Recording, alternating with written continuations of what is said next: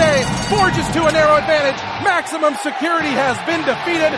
King for a day by a leg. This is the Jason Beam Horse Racing Podcast, brought to you by Twin Spires, your daily home for horse racing news, interviews, wagering discussions, and more. Here's your host, Jason Beam.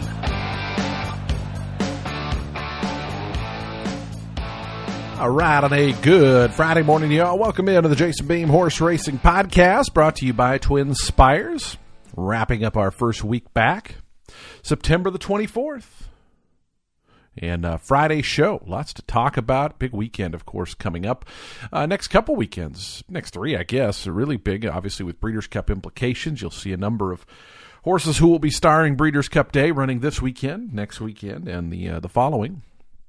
Probably not much more after that in terms of Breeders' Cup prep. I feel like the time between this last round of preps and Breeders' Cup, a lot of like the state bred days take center stage, like Maryland Millions and those kind of things, which makes sense, right? Like a lot of the superstars are obviously leading up to the Breeders' Cup. They want to train and get ready for that. And so what do? Well, put the state breds center stage.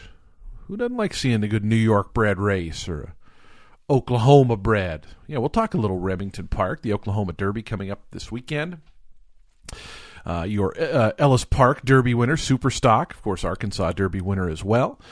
Flash of Mischief, who won the St. Louis Derby, which was a new race this year up at FanDuel Park, which I think is the old Fairmount. I don't follow the track much, but I actually watched that race, and it's a pretty decent effort, and I thought that horse stacked up okay against some of these other ones. Warrant for Brad Cox, Joel Rosario, obviously wherever Joel's going right now is worth taking note. He seems to be in one of his hot streaks, but he's always a solid rider. I mean, you know, everybody has. A lot of people on Twitter are very critical of riders, and I get that, but like I try to view it as a whole. Like, you know, a bad ride or two happens a day, like literally a lot. And so, I don't know, I'm pretty forgiving on riders for that kind of stuff and want to judge by the totality of their riding acumen. Mr. Wireless in the Oklahoma Derby as well. Got to see him in person win the Indiana Derby. He went over and won the West Virginia Derby where he beat Warrant. He's your 3-1 second choice in the race. They made Warrant as the favorite. Of course, Warrant beat him in the Texas Derby, but, you know, Mr. Wireless certainly had a good trip that day. Warrant, I didn't think had a bad trip, just didn't make up the ground necessary. Mountaineer's a little bit of a funny track. It is a funny little place over there. If you ever look at Mountaineer from above, and I think I haven't looked at Mountaineer PPs in a long time, to be honest, but if you look at the PPs, it'll show it's kind of it's not a perfect oval. It's like egg shaped. It's bigger on the far turn than the clubhouse turn.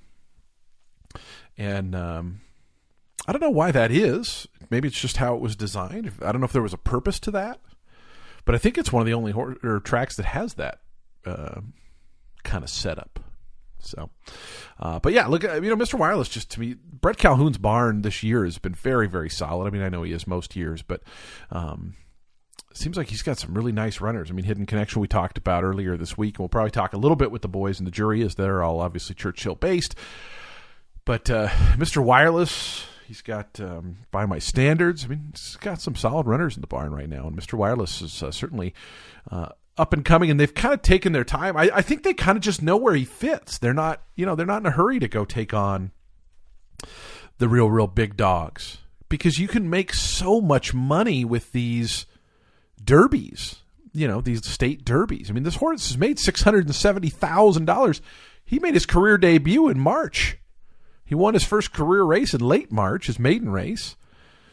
He won a little optional allowance at Oaklawn, you know, and those are big purse races. Second, the Texas Derby, so that's $60,000. Wins the Indiana Derby, wins the West Virginia Derby, and next thing you know, he's made almost $750,000 in 6 starts. He's averaging over $100K a start.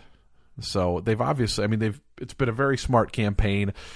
Will they try to, you know, if he wins a race like this, do they try it for a Breeders' Cup type race? I don't know. I mean, he's a 3-year-old, so it's obviously not. There's no Derby trail ahead. I would think that, and he's a gelding, so you know he's obviously going to be around. So money is probably the big thing, and I guess they don't have to chase the dreams of Breeders' Cup in terms of breeding stuff, because dude can't breed. So we'll see what happens with that. We'll talk more about some of the Remington card later, a little bit about Belmont to Kelso, which I didn't think is very interesting. Honestly, it looks like Life is Good is probably going to be a very, very large favorite in that race. What did David make? He made him 1-9 on the morning line. Wow. You do not see that very often. I can't remember the last time I saw a 1-9 morning line favorite. You get 4-1 on Chance It, who's that horse I liked last time, but it was a big price in that race. And then 30-1, 10-1. 1-9. Wow. Some tracks I know won't even let their morning line maker make a horse 1-9. Good for David if they believe that's what the horse is going to be. Because, I mean, it's going to be pretty short. I don't think Chance It's like crazy behind him, is he? I mean, he deserves to be a clear second choice. I mean, obviously Life is Good. That last effort was pretty salty, and Jackie's Warrior would be a short price against this group. But 1-9. Man.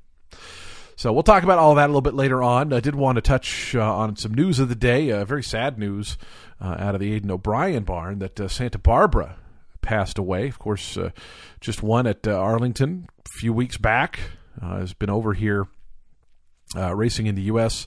at Belmont and then over at Arlington Park, and obviously a very successful campaign here. Dual Grade 1 winner in the States, and had a fractured pelvis injury that they said just worsened overnight and had to be put down. Very, very sad. O'Brien told the Racing Post Santa Barbara fractured her pelvis, and unfortunately the fracture displaced overnight. It's obviously a real shame for everyone. She's a very talented filly. Made $731,000 in her career. Won the Belmont Oaks and the Beverly D Stakes. So very sad news about Santa Barbara, who's kind of been a hit here in the States this year for the O'Brien barn. And also the retirement announcement of Monomoy Girl. I think a lot of folks kind of knew and or assumed that this was going to happen sometime soon. But, you look at her career, and I mean, the Hall of Fame is like a slam dunk, right? First ballot. 14 for 17. All three defeats, second place finishes, beaten by Latruska, of course, in her last start out. The famed Cotillion disqualification, which was 3 years ago from Tuesday, September the 22nd. And beaten the Goldenrod early on in her career at Churchill Downs, beaten by Road to Victory. And caught, Monomoy Girl was loose on the lead there. Lugged out on the stretch, and, she's still figuring it all out. But 14 for 17, $4.7 million in earnings. Obviously, as I said, a Hall of Fame career and some memorable races. A dual Breeders' Cup champion. She won it twice, right? Not three times. Yeah, she didn't run it as a 2-year-old. Won the Kentucky Oaks. I mean, the list of races she won is insane. The CCA Oaks, the Acorn, Ashland, Rachel Alexandra, of course, one of the best preps in the country, seems like every year. The La Troyenne, the Bayakoa, the Distaff I mentioned, and second in the Apple Blossom. So happy trails to Monomoy Girl and her connections. Liz Crow, who I know picked the horse out, we had on the show a long time ago, and not that long ago, I guess, but talked quite a bit about, kind of a career-making horse for her, and obviously really jump-started her career in the bloodstock world. And Monomoy Girl off to retirement here at the age of 6. Why don't we take a quick break? We want to get to Ed, James, and Scott, our friends in the jury. We'll talk a little bit of Breeders' Cup. The topic is anybody they're particularly bullish on, still 5-6 weeks out from Breeders' Cup. But just more so want to catch up with the boys. Obviously, football started, so we'll talk a little bit of that with Shap. And then later on, we'll preview some of what's coming up this weekend. As I always say, we don't, this isn't a handicapping podcast, but I want to discuss what's coming up on the weekend and, some races on your guys' radar, some that might not be, and just give you a little heads up of what to expect and what you can enjoy and watch and wager on at Twin Spires. So we'll pay the bills here. We'll do a quick commercial. We'll come back. The jury will be with us. It is a Friday edition of the Jason Beam Horse Racing Podcast, brought to you by Twin Spires. The Jason Beam Horse Racing Podcast, brought to you by Twin Spires, is your home for daily thoroughbred horse racing conversation. Join host Jason Beam as he discusses racing from around the country, interviews jockeys, trainers, media personalities, and horse players every Monday through Friday. The show can be found at twinspires.com or on iTunes, Spreaker, Stitcher, or wherever you get your podcasts from. The Jason Beam Horse Racing Podcast, brought to you by Twin Spires. Twin Spires not only offers the best way to play the races from your desktop or mobile device, but we also have great offers for our players. Visit twinspires.com/offers to check out all of our great daily promotions from our players. Pick 4 bonuses to Winsurance, Thoroughbred to Harness. We have offers and promotions for all types of races and all types of tracks. Visit twinspires.com/offers to find out what offers are available to you. All right, back here on the Jason Beam Horse Racing Podcast, brought to you by Twin Spires, and it's Friday, which means we bring in our buddies from the jury, and we welcome in Ed DeRosa, Scott Shapiro, James Scully, and we always start out with Eddie D. Ed, how are you? Doing well.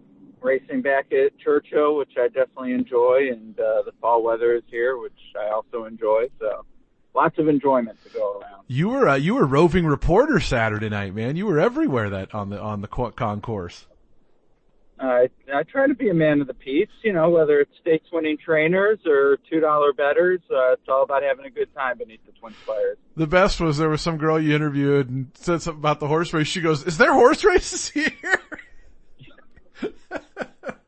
I thought that was funny.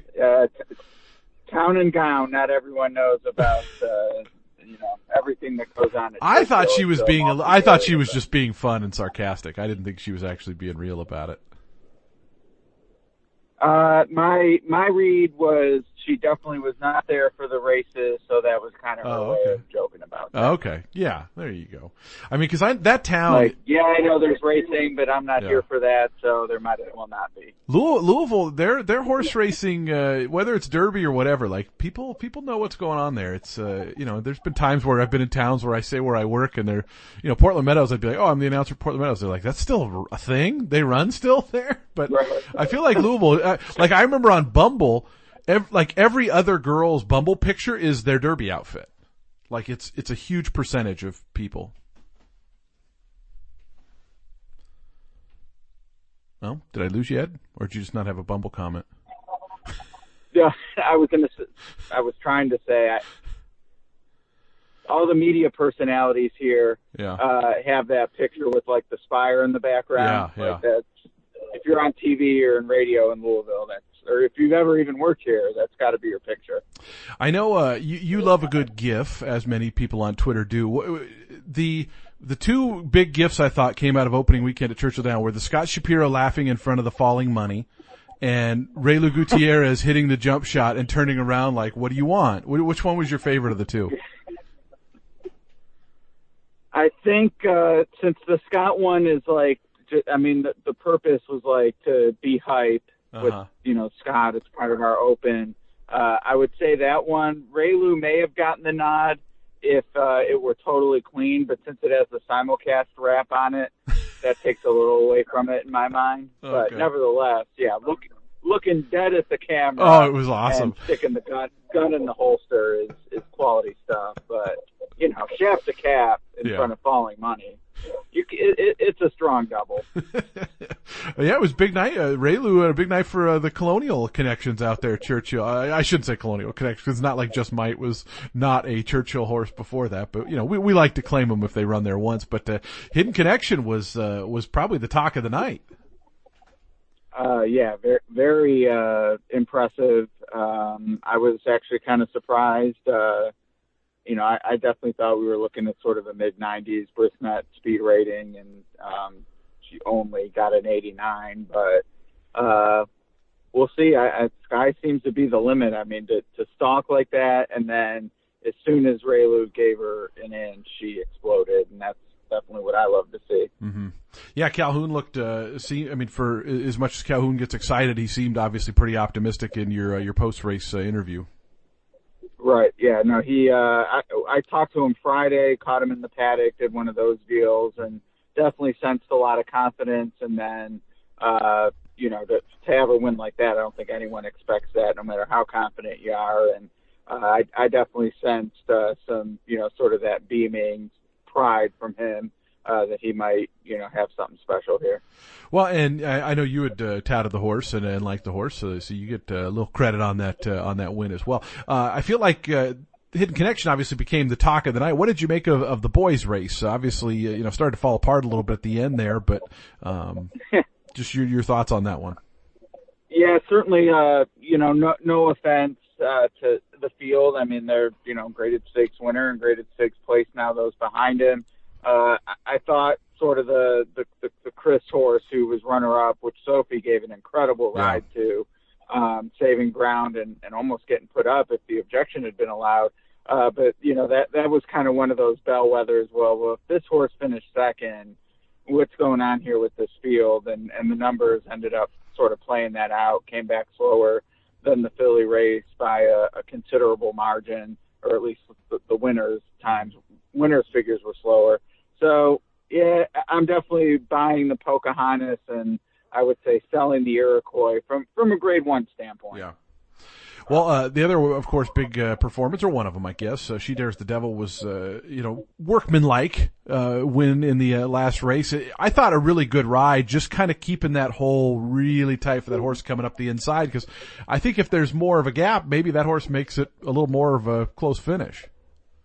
No, for sure. I mean, Flo pretty much beat the gate and then used that position, which he's a good front-end rider, so by no means am I surprised, but on a 2-5 or whatever she was, I've definitely seen where guys or gals will break on top like that, and then they kind of want to over-relax and let everyone into the race. And I thought he kind of had enough separation where he had to make the field work for it a little bit to make sure they stayed in touch with her.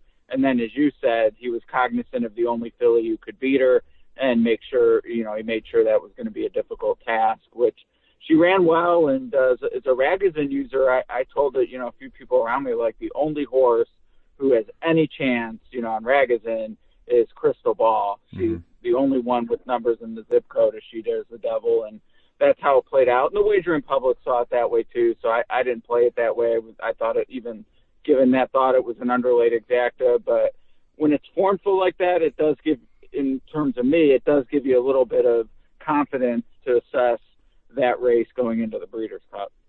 Which kind of leads us well into the topic, Ed. Good job. That's why you're a professional. Thank you. You know where we're going. I do. The Breeders' Cup, of course, not all that far away. Are you making the trip out this year? Nope. No. We race here, and I'm hoping to go to the symposium, and with October, with hopefully some Keeneland, maybe get to Indiana Grand again.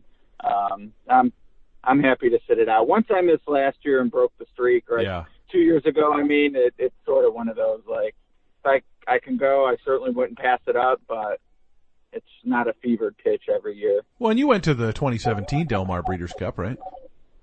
I did, yeah. Yeah, so you got the experience. I know I've been thinking about it, but I would have to go down there and then come right back to Grants Pass for 2 days and then go to Tampa. And it just seems like a lot of down and back for, Yeah, if you could go straight to Tampa. That's forget about it. Yeah. Maybe I'll call Dinnerman, get him up here for closing weekend.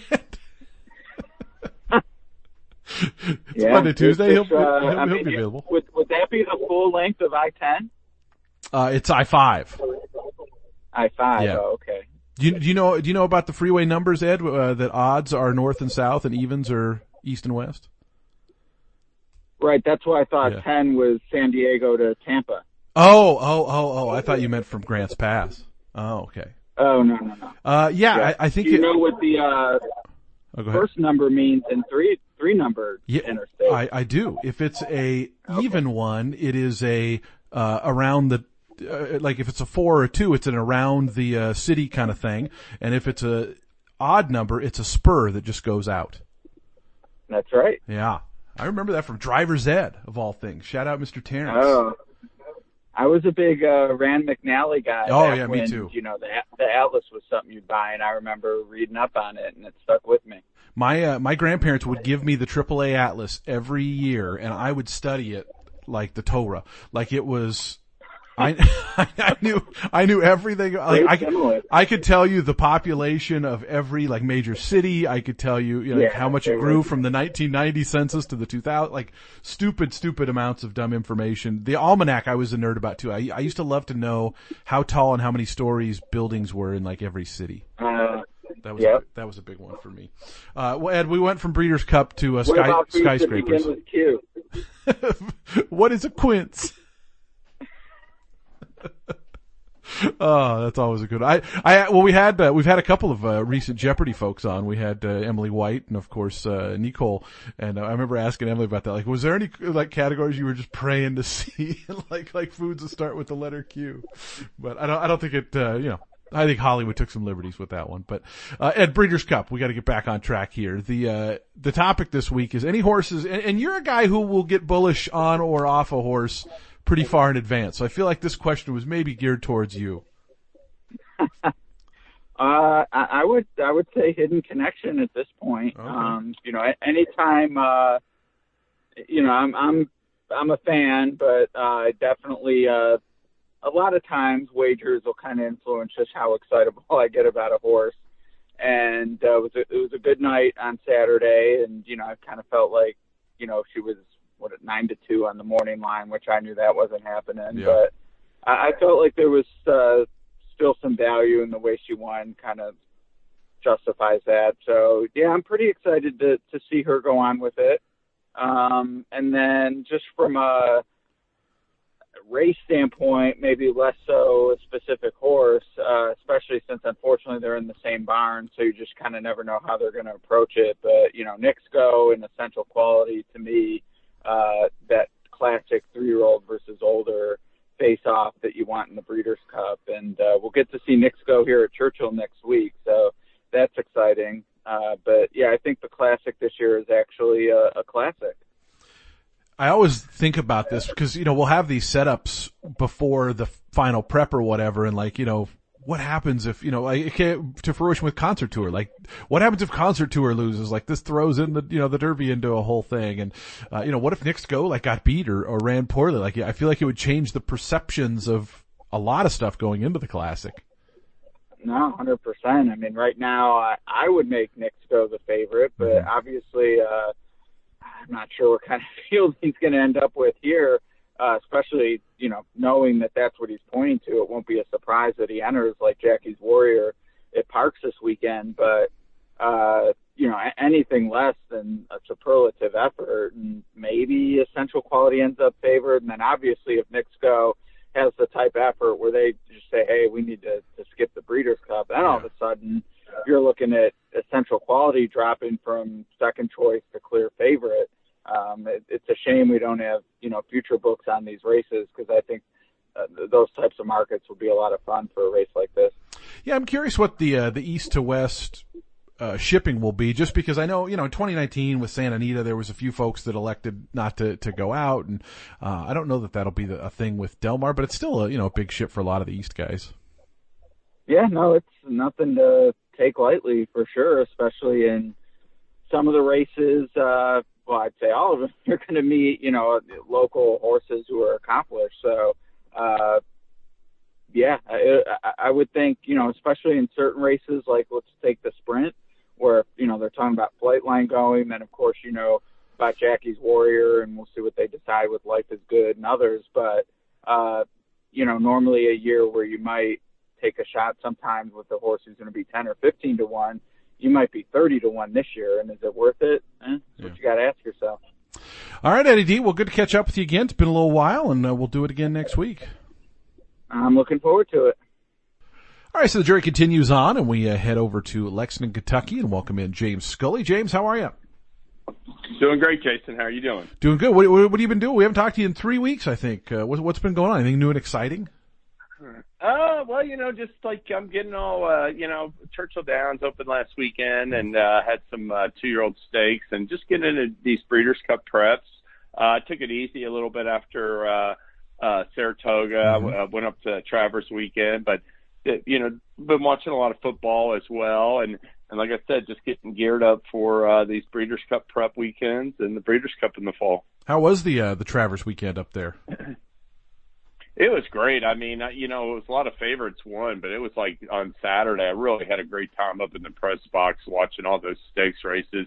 Other than Gamin's victory, where she just had everything on her own way, I thought all the races were extremely compelling and exciting, and had great finishes. And that Yaupon Transpire stretch antics were just unbelievable. Man, I forgot. Yeah, it's so funny because, in racing and I guess in life, like, there's something new big going on every weekend, and we were obviously watching all the races from Churchill last weekend, and Belmont had a big weekend, and like you forget it's been a month since Forensic Fire tried to eat that horse. I know, yeah. So, it was pretty cool. I think the Travers, it had a huge favorite in Central Quality, but it wound up being a great race. And, he's got a big chance going forward, in the Breeders' Cup Classic this fall. So, it was a lot of fun. Yeah, sounds like I thought I just saw they said he was going to train up to the Classic this year, which I guess, there's obviously a fair number of preps. With the Jockey Club, they moved the Jockey Club to Saratoga. Did they move the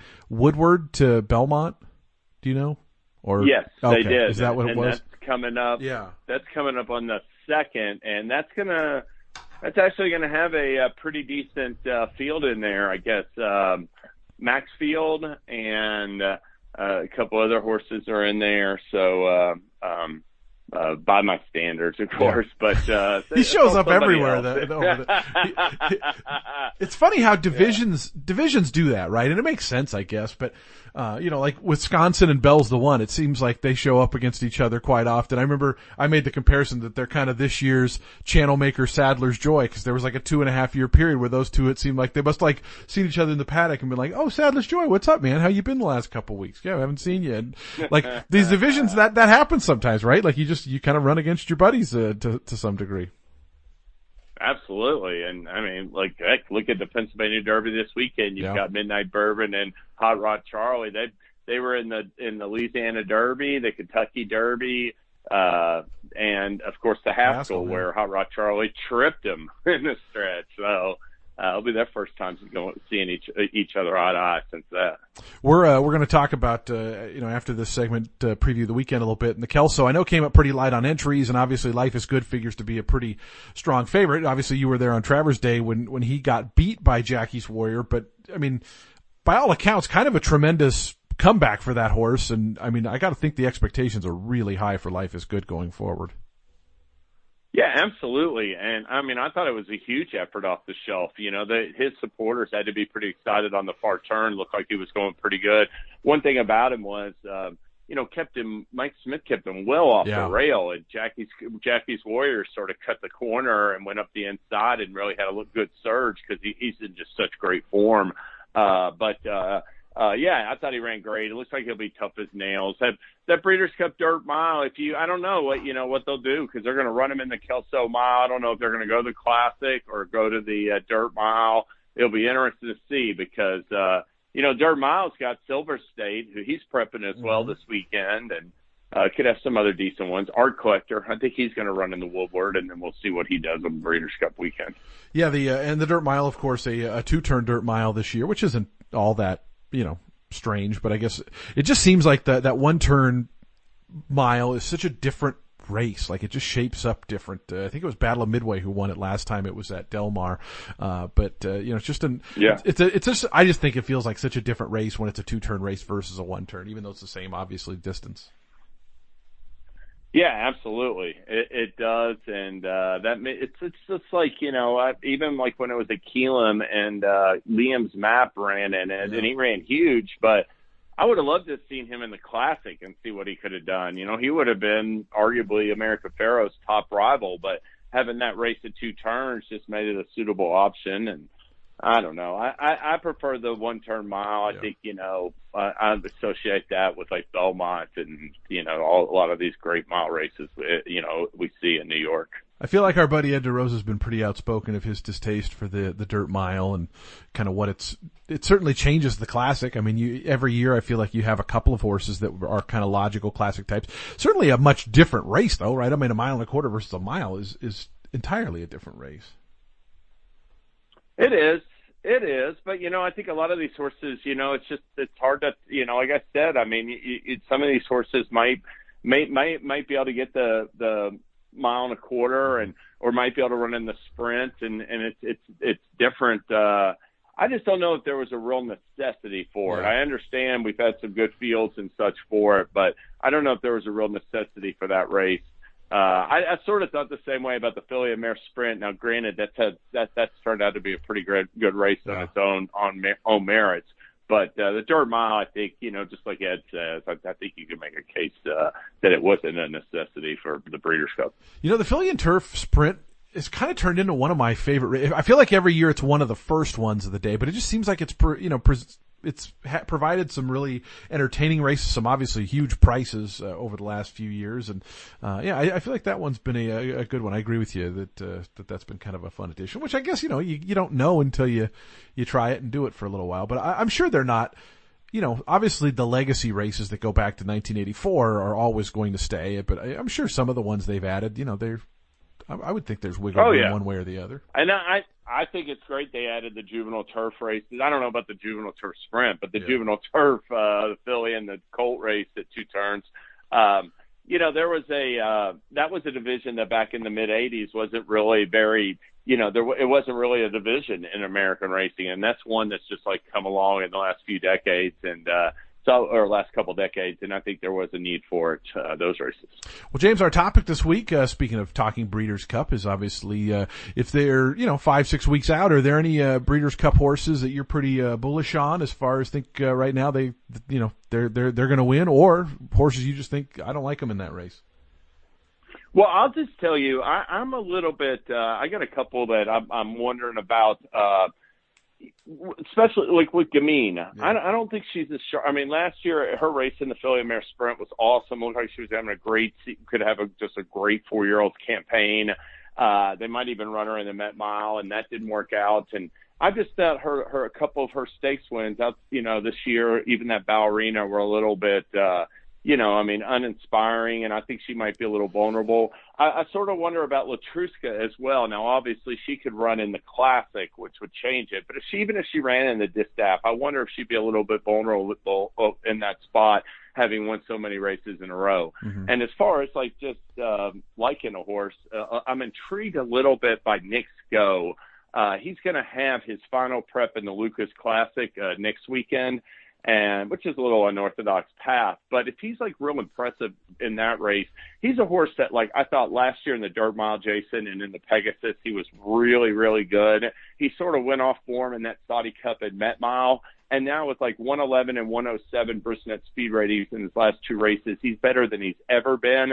And I just don't know if there's going to be much speed in this year's Classic field. So obviously his stablemate Essential Quality sort of appears to have an edge at 1.25 miles, but Nick's Go speed I think could just be the real deal, and he may not be favored, and he's a horse I'm really interested in right now.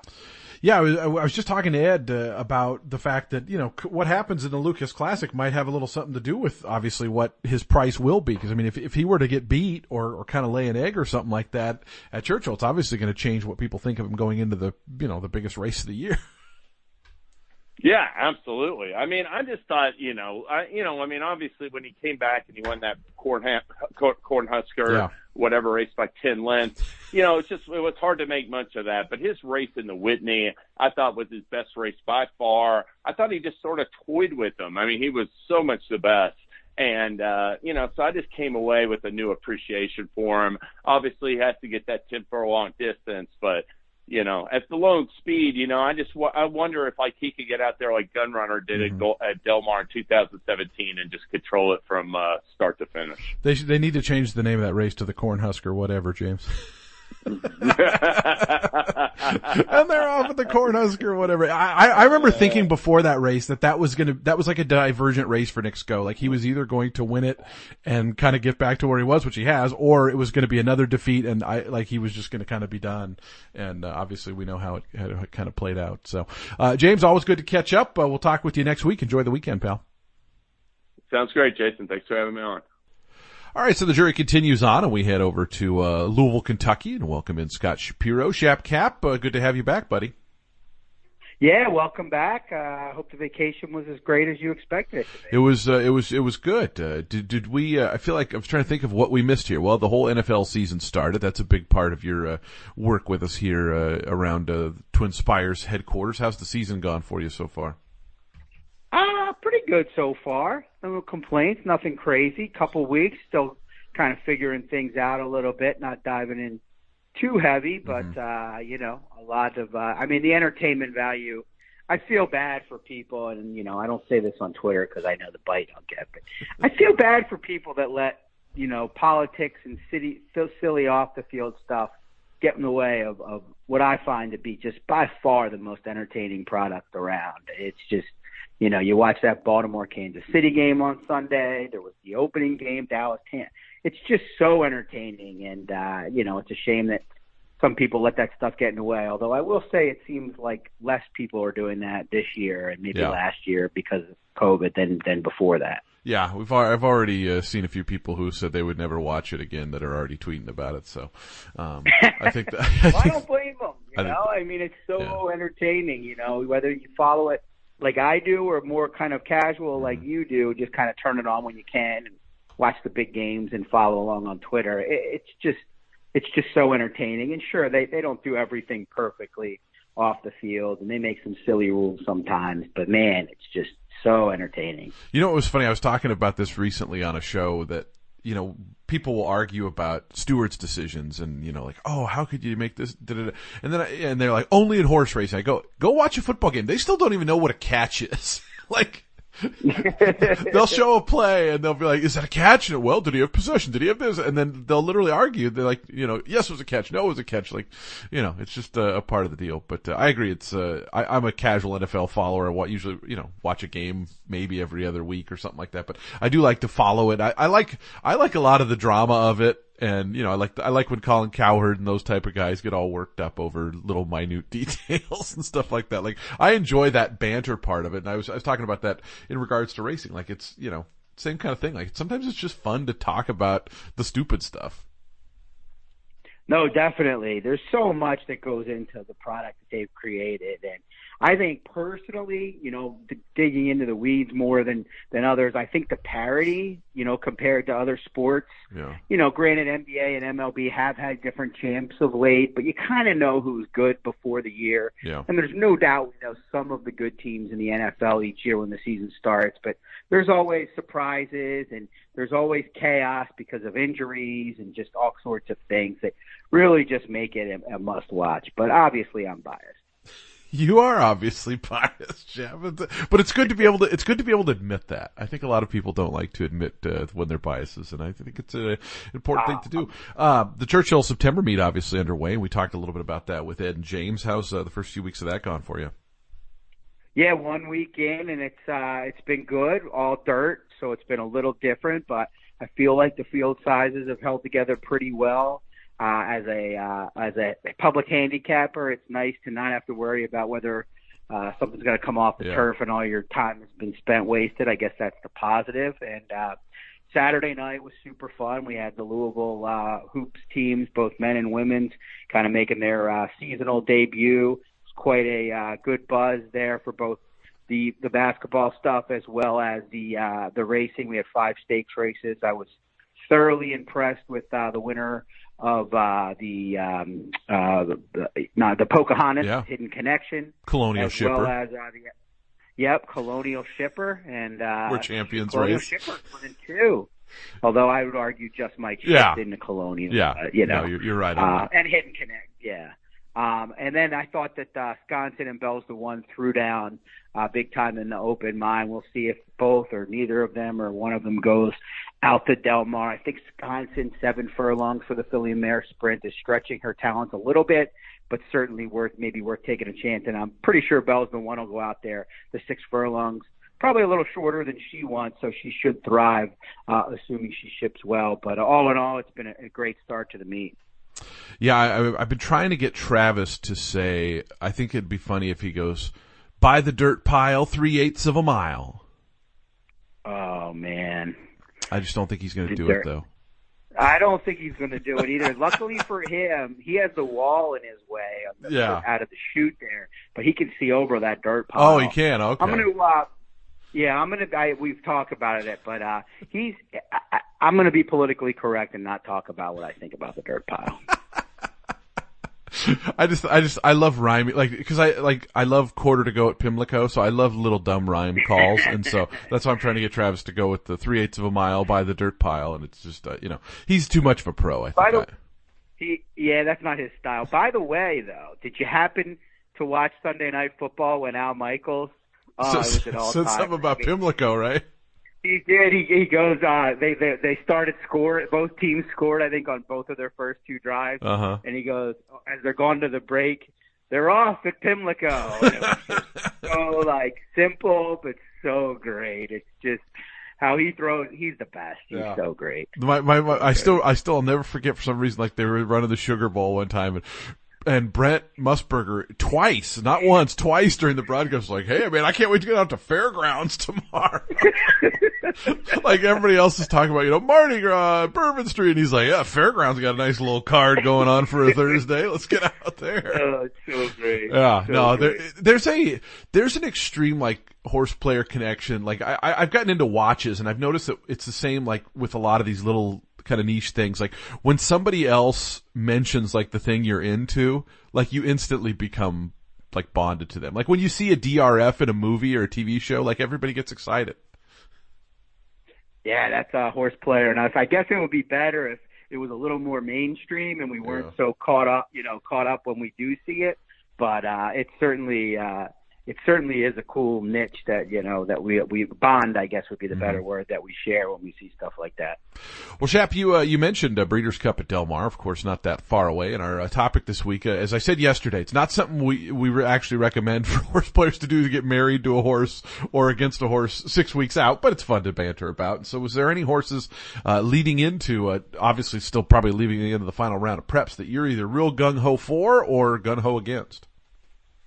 Well, I think real quick, I think Nick's Go will be very tough to beat, but that's not an exciting opinion in the Classic, unless perhaps the Essential Quality Buzz makes them kind of equal in terms of win on the tote board, and maybe more full field than I expect, and then maybe could be seeing the horse worth a win wager, but that's doubtful. But against is where I'm a little bit more bullish right now, and that's because I expect Gamine to be a significant favorite in the Filly and Mare Sprint, especially in California. Mm-hmm. But I'm just, maybe she's going to get another field where there's not a lot of speed, but that seems unlikely to me in a race like this for that much money. She's gotten soft trips of late. She hasn't, she's been gutsy and classy, but not as dynamic as she was as a 3-year-old.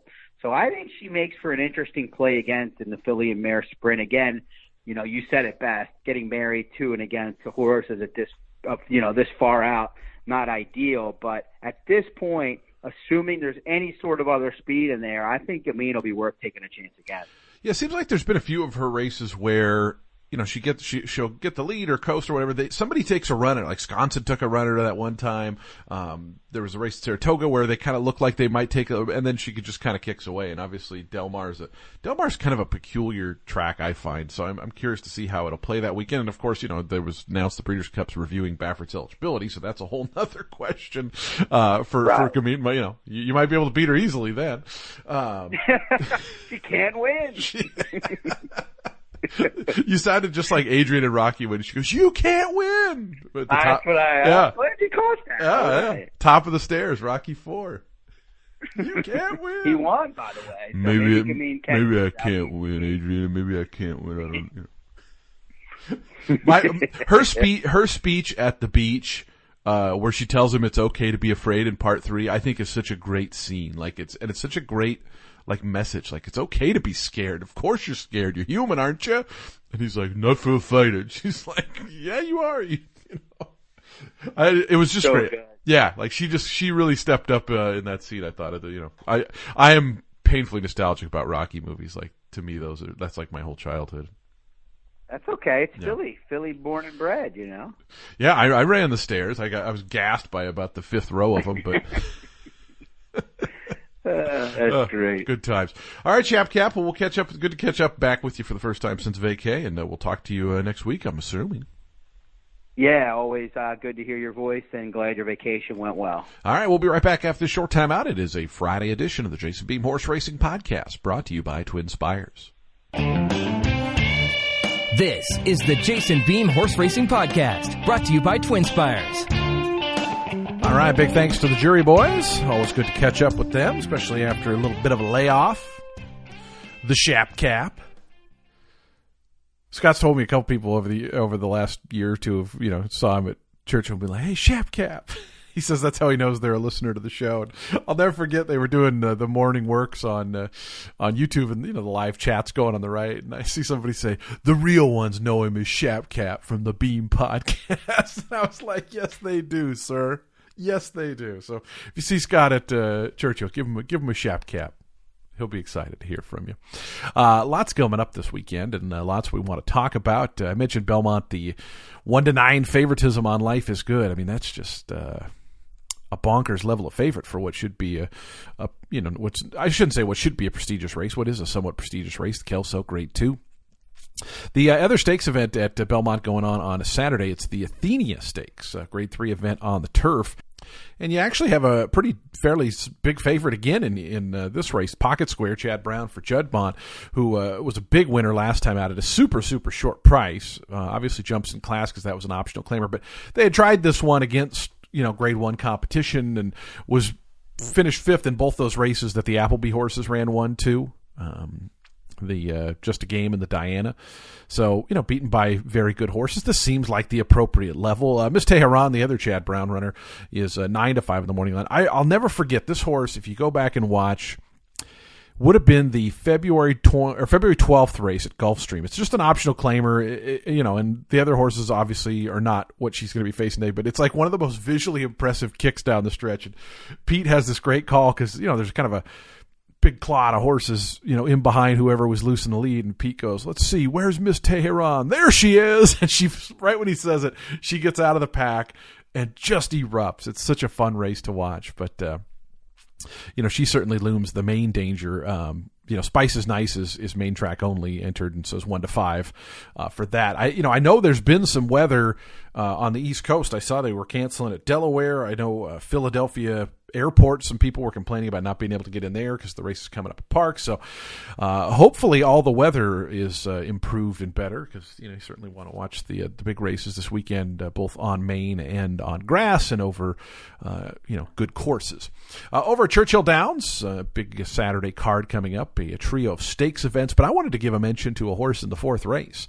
Chitara was a horse we saw at Colonial, who was wickedly impressive. Beat Frank's Rocket in the Seeking the Pearl Stakes. It was a 7-furlong race. So this horse is stretching out. That's obviously the question mark. James Graham gets them out, and Horacio Carmanos not over at Churchill Downs. But this horse, I thought, ran 2 straight really bang-up efforts. One time was beat by Never Enough Time by a neck. The other time beat Never Enough Time by a neck. Both pretty nice horses.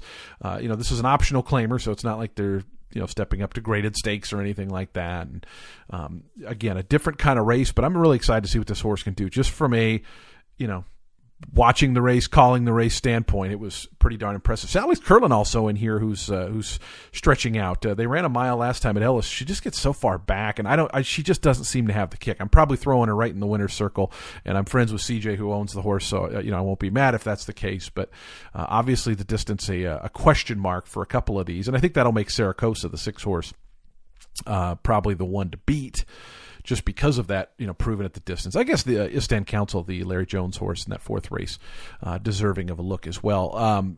Some big maiden special weights at Churchill. The purses are $120,000 for these maiden special weights. So there's some monster debut pedigree types.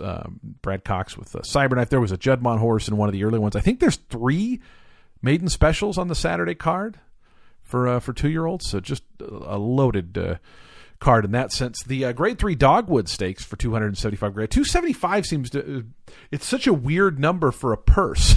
I feel like races are usually either $250,000 or $300,000, but I know we had some 275s last week at Churchill, and apparently that's just what the level is for a lot of these races. Just seems like an odd number, I guess. Which it is. It's 275 is odd, but Caribbean Caper is kind of one of these these horses come up in the Midwest a fair bit for me. You know, circuits that I maybe don't follow a ton. I don't watch a lot of Ellis Park. You know, I watch some fairgrounds during the wintertime, you know, certainly on their big days. But like, this is kind of just an under the radar horse that's 4 for 4 with 4 pretty big wins and won $100,000 last time out at Ellis Park. And this is certainly a next logical step. 2 of those 3 wins have been at 7 furlongs, 1 at 6.5. So the distance is certainly no question mark, but a short price for Al Stahl and Colby Hernandez. Curious to see if this horse can continue what's been a pretty nice progression. Little Tootsie shows up in the dogwood. We had the owner, Joe Politi, on the show a few weeks back, and they ran a nice third in the Prior S after we had Joe on, in a grade 2 event. So obviously always good to be graded stakes place, which that horse hadn't been yet, right? No, she had run in a couple of graded stakes but hadn't hit the board yet. So obviously a good thing for her. They paid $105,000. She's made $180,000 now, and obviously her value as a broodmare probably increases a little bit with that graded stakes placing. So the dogwood there, the Bourbon Trail, mile and 3/16, $275,000 race. This one's a non-graded stakes race. King Fury's the 6-5 morning line favorite on this, and I'm a little perplexed by that. You know, his Lexington win was good. It was in the slop. He kind of was a little bit of a Derby wise guy horse. You remember he had the, I don't remember if it was an injury or an illness the week of the Derby and didn't end up going in the race. So they ran the Ohio Derby, a month and a half later, and he ran pretty good. Beat by Mask Parade. Beat Keep Me in Mind, who of course has come on to be a little better. They tried him in the grass. He was beaten soundly in a grade 1 on the grass. The Travers beaten soundly. It's certainly an appropriate level change for him. He's been running at these longer distances, but man, is he 6-5 good? I know Dr. Jack's coming in off 2 bad races, and they go to a new barn. Gagetown was, pretty good run in the St. Louis Derby and has been pretty honest. I don't know. I guess King Fury just seems low for what he is. I mean, even the horse in the outside, Sermon on the Mount, I thought had some races that puts him in the mix. So 6-5, no thanks on King Fury. I mean, I get that he's, could win, but no thank you. And then the Harrods Creek Stakes at Churchill, 7 furlongs for that $275,000 purse. I don't know why that seems so peculiar to me. It just does. Irish Unity also in that in the St. Louis Derby, a second place finisher in that one. Comes in for Steve Asmussen as your 3-1 morning line favorite. Big field here in this race, and I thought kind of a fair number of lightly-ish raced type 3-year-olds, but a lot that have been around too. Dreamer's Disease has kind of been competing in the New York bred runners for Diodoro. Certainly a good speed horse, but that was on the turf, and so gets back to the dirt. Was speedy on the dirt as well, so obviously somewhat versatile. But those 2 really good efforts came on the grass in the last 2 starts. So a little peculiar that they go back to the main track here for this spot, but I thought there was a few different ways to kind of look in this race. This was kind of a fun one. Bob's Edge was one that I thought maybe was a little bit interesting, just because it seemed first week at Churchill it was pretty important to be somewhat close up, if not on the lead. And Bob's Edge ran a bit of a stinker on the turf. It actually wasn't a stinker, just was way behind early on. Turf sprints sometimes, or they were going wicked fast. Gets the stretch out here, and is a horse who normally on dirt kind of like to be a little bit close up, and fared pretty well at Churchill in the only 2 career starts, won both of them. So I thought maybe a player here is an 8-1 morning line in the Harrods. So stakes trio over at Churchill. Down at Gulfstream Park, always want to talk about GP. The Florida Sire Stakes, they have their 2 big events, and these there's one of them, the My Dear Girl and the In Reality are the 2 big ones. And the My Dear Girl, there's Out Fox, who's an L&J Foxwood horse, who was a huge winner in the Susan's Girl, which is the prep for this. Won by 13 lengths is the favorite, and a lot of the other horses are coming out of this. I mean, when you have a decent Florida-bred 2-year-old, you're going to try these races because there's just so much money. When are you ever going to get to run for $400,000 against pretty restricted company? Now, you run into a buzzsaw without Fox potentially, but what's strange is it was a huge effort. It was a big speed figure. It was 7 furlongs too, and they're increasing with distance. And these races are a mile and a 16th, so for a lot of these 2-year-olds, it's the first time they're going that distance. And I've watched some of these. I seem to have always watched these races every year, these Sire Series races, and sometimes they are over by the midway on the turn. Because some of these horses are just wildly overmatched. Others of them can't get the distance. We certainly don't know that outfoxed can get the distance. I mean, I guess that's a little bit of a question mark, but I mean, that effort, she just rolled over everybody.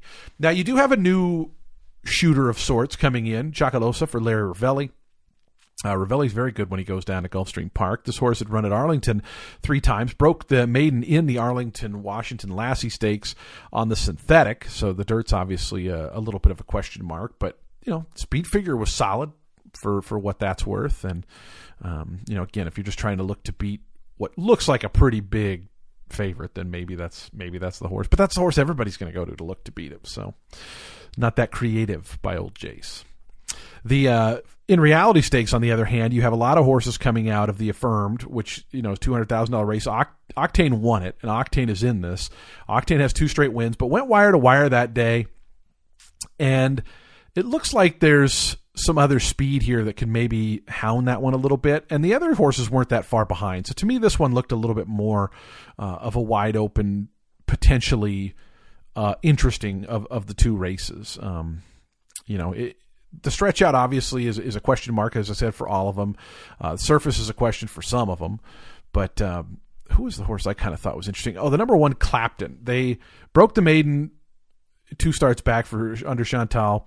Juan Alvarado and the Arundel folks, they're big Florida breed operation. They're pretty good with the young horses. Now, this horse had a bad start last time and just didn't do any running in the Affirmed. And kind of one of those things where it draws the rail and was so forwardly placed nicely in the debut. I thought maybe this one will try to be a little closer up. We'll save ground into the first turn. And if, just things go right, maybe, it's going to be a big price.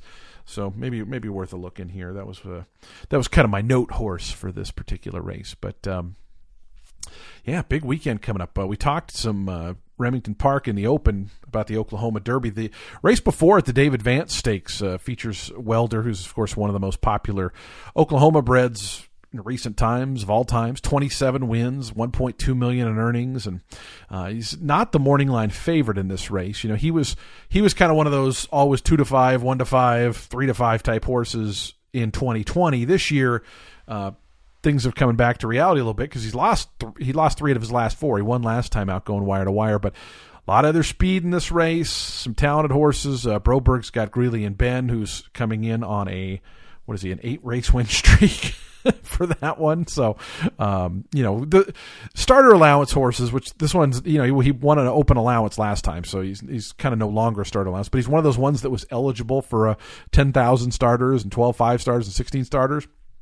That just got really good. And so often, if you look for like the horses with the most wins during a year, a lot of times it's starter allowance horses because they get better, they get hot or whatever, and they're eligible for these conditions, and they can just beat up on horses they're better than for decent purses. Like this horse, won 10 of 13 for $176,000 and only one of those was anything more than a starter. Oh, actually, 2 of them were open allowances, but the rest of them are all just starter allowances.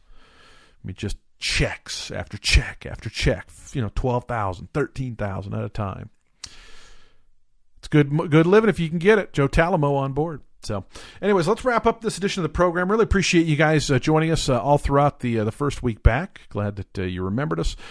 Big appreciation to Chris Griffin. Of course, Parks, their big day coming up this weekend. Anna Mia, trainer, joined us on the show on Wednesday. Enjoyed talking with Anna and enjoyed talking with you guys. So we'll be back on Monday, a whole new slew of guests and topics and races to discuss. We'll recap all of what we talked about today and more.